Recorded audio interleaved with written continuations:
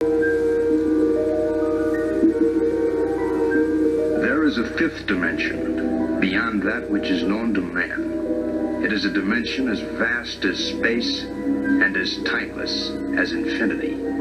It is the middle ground between light and shadow, between science and superstition, and it lies between the pit of man's fears and the summit of his knowledge.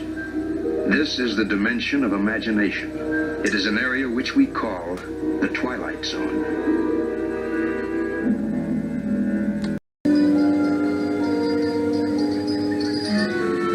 Maple Street, in the last calm and reflective moment before the monsters came.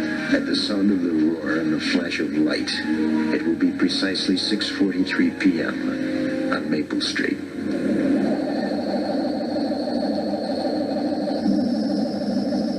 Steve, what was that? I guess it was a meteor, honey. Came awful close, didn't it? Much too close.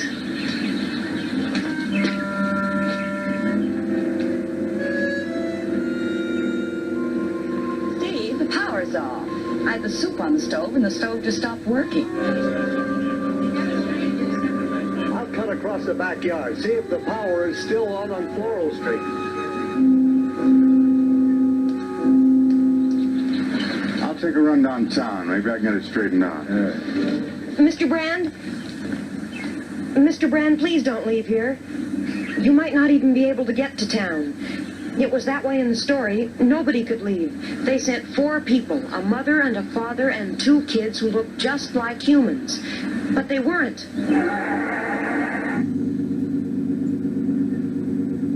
Car started somehow.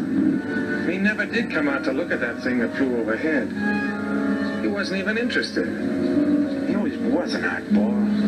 Then why didn't he come out with the rest of us to look? What do you say we go ask him? Wait a minute! Now, let's not be a mob. What's happening? Well, maybe you better tell us. How do you figure it started, Les? The whole thing is just weird. Well, if that's the case, Les Goodman, then explain why you... Look, let's just forget it. Now, wait a minute. Wait a minute. Let her talk. Go ahead, explain what. Well, a couple of times I've come out on my porch and I've seen Les Goodman here, standing in his yard, just looking up at the sky, as though he were looking for something. You scared, frightened rabbits, you. You're sick people, do you know that? And you don't even know what you're starting here, because let me tell you, you're starting something here that's what you should be frightened of.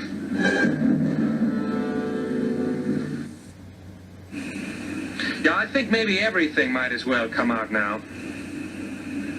Your wife's been doing a little talking, Steve, about some of the odd things you've been doing. Go ahead. What's my wife said? Let's get it all out.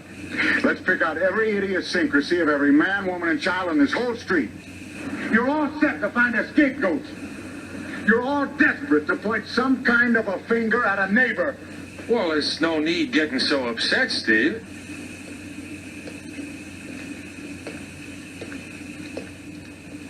It's the monster. It's the monster.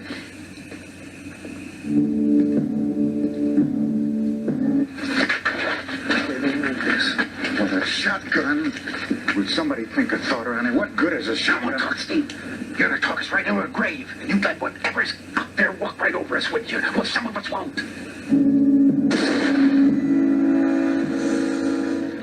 It's Pete Van Horn. Charlie, you killed him. How was I supposed to know who he was? Didn't know. Charlie, the lights just went on in your house. It's Bob Weaver's house.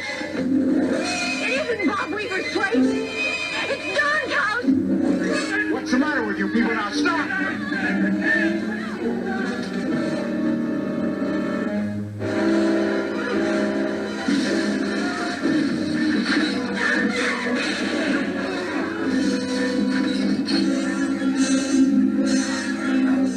Understand the procedure now. Throw them into darkness for a few hours and then sit back and watch the pattern. They pick the most dangerous enemy they can find, and it's themselves. Then I take it this place is not unique. By no means.